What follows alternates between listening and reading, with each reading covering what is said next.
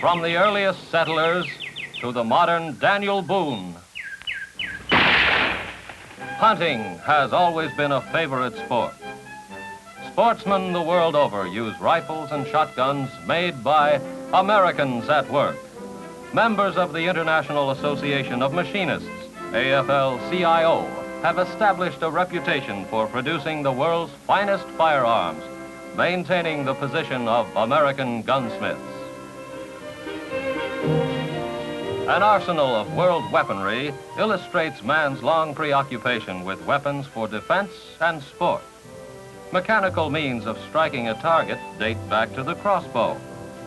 The earliest handheld gun is more than 5 centuries old and is an indication of man's long interest in multi-shot firearms. The flintlock rifle made its appearance in the 17th century and for more than 200 years was the standard weapon of almost every army.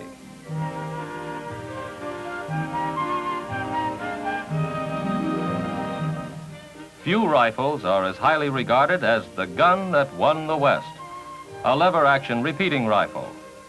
Modern firearms are direct descendants of these famous guns. Between seasons, many hunters keep their eyes and reflexes sharp with skeet or trap shooting. Learning to knock the clay pigeon from the air increases the shooter's chance of getting that wild duck dinner on the table in the fall.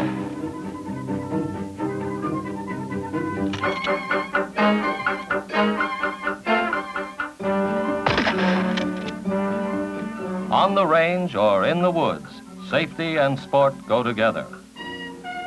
Shooting for sport was revived on a grand scale shortly after the war between the states.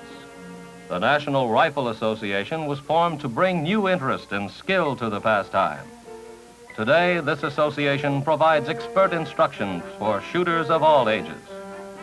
In the junior group, youngsters learn the rules and methods of firing guns safely and accurately. An increasing number of hunters means an increased need for proper training. Early education in the fundamentals of firearm handling and marksmanship can prevent accidents and improve the spirit of the sport.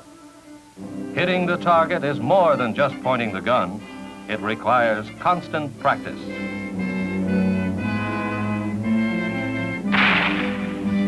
Davy Crockett would be proud of these youngsters trying to equal his legendary skill.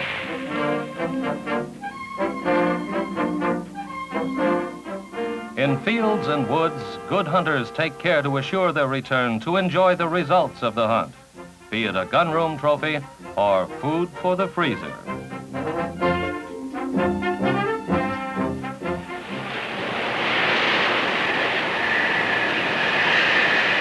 The men who make the guns share the responsibility for a successful hunt. The best hunters depend as much on the accuracy of their rifle or shotgun as on their own skill. The barrel of a gun directs and controls the travel of the bullet or pellets. The inner diameter must be bored exactly so that the projectile will come through easily and without any side movement.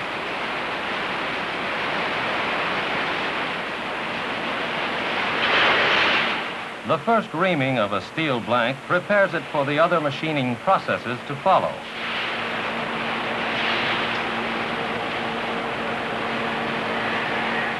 Built of the finest steels and precision craftsmanship, the American-made gun knows no competition.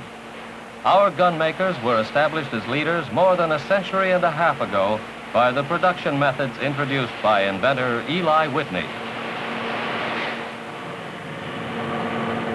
Americans have a reputation for being straight shooters, both for our directness of approach and the skill of our marksmen. The man responsible for the straight shooting of the rifleman is the barrel straightener. By sighting through the barrel, he can see how true it is and correct any deviations. Alternately applying and releasing pressures on the steel, he works out the faults until the line of sight is perfect.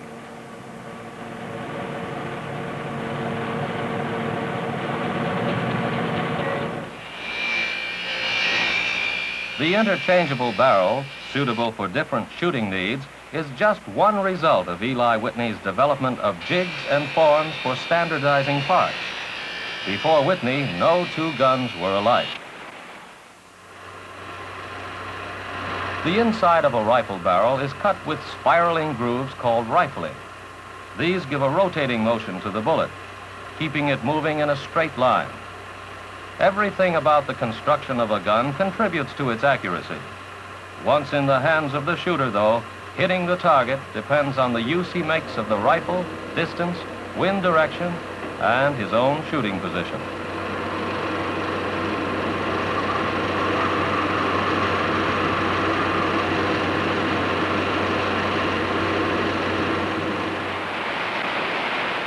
Aiming at a target depends on two things: the accuracy of the gun sights and the eye of the marksman. Each sight is carefully polished and smooth.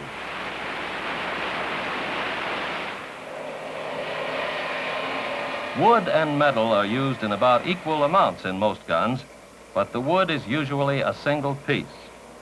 The stock of a rifle or shotgun is the mounting base for barrel and action, and is the part in most frequent contact with the shooter.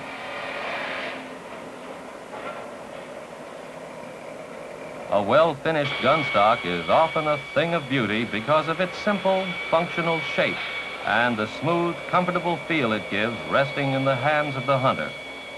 Carefully selected woods, chosen for their strength, light weight, and grain patterns, are cut to shape and then carefully sanded, filed, and rubbed smooth.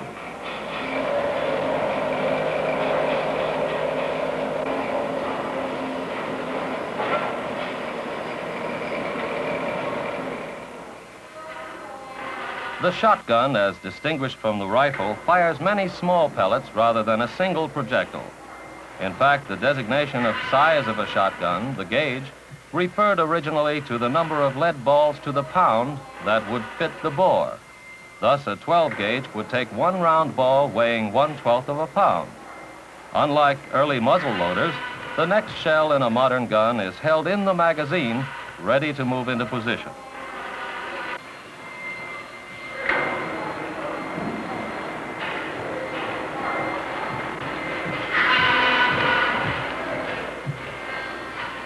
The receiver is the part of a gun containing the loading, firing, and ejection mechanisms. This and all parts are hand-assembled, one at a time. The manufacture of rifles and shotguns calls for craftsmanship and precision construction. The men who make them assemble all the major components at one time, each man taking one gun through several stages.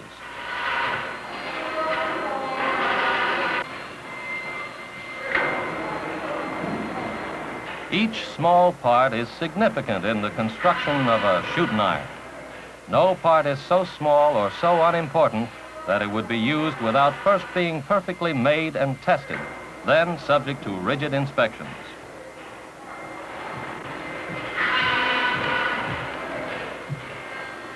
Every part must function exactly as it was designed to.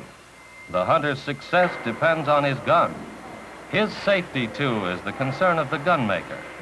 When the trigger is pulled and a shell fired, the failure of any part could cause the hunter to miss his quarry.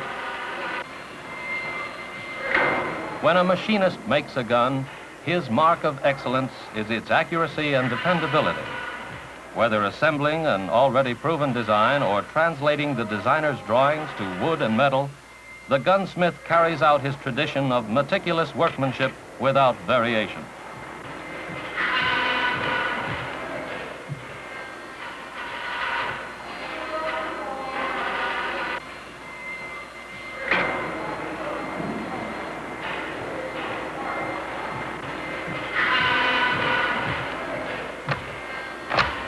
As each new gun is assembled, the action is checked with dummy shells for loading and ejection. From magazine to chamber and out of the receiver, the shells move without binding. The trigger action is checked next to see that safety and firing parts work correctly.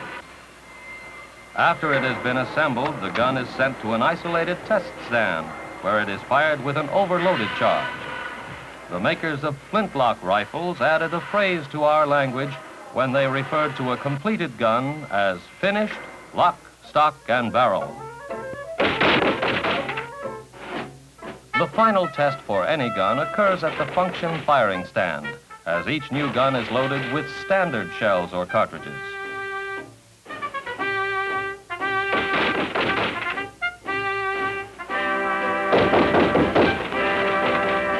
If the gun will withstand the pressures and forces of the overloaded charge and the functioning test, it will safely handle any commercially available ammunition. The rifle or shotgun tested must not only fire correctly, but it must strike the target with accuracy. After it passes the gunmaker's tests, the rest is up to the owner.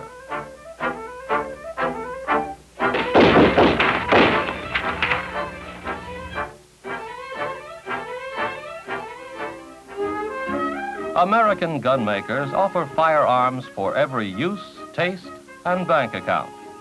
Rifles and shotguns of every caliber and gauge with every imaginable barrel length and stock design are available for less than $20 to several thousand. The more expensive the gun, the more hand craftsmanship has gone into its design and finish. Gun owners take pride in their equipment, and possession of a unique and personal arm is the aim of many.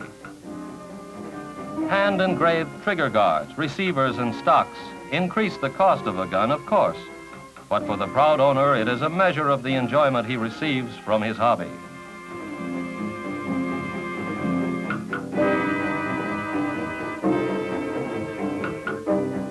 With chisels and cutting tools, the engraver turns his art to decorating metal parts, illustrating the new owner's favorite hunting dog or most successful hunt.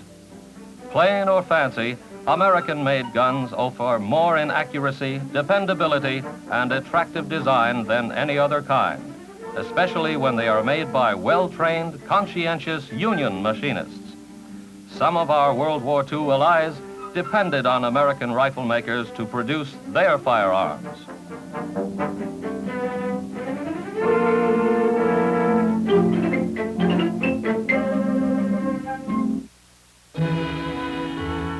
The rifle range is the place to learn the individual characteristics of a new gun.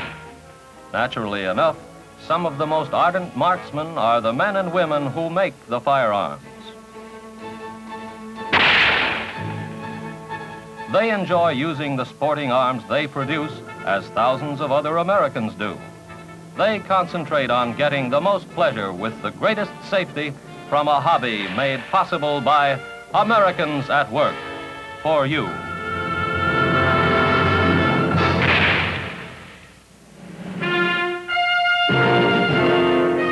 Americans at Work, presented as a public service by the AFL-CIO.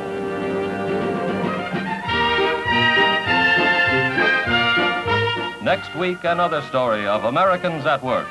Americans whose skill and effort help keep our country great and strong.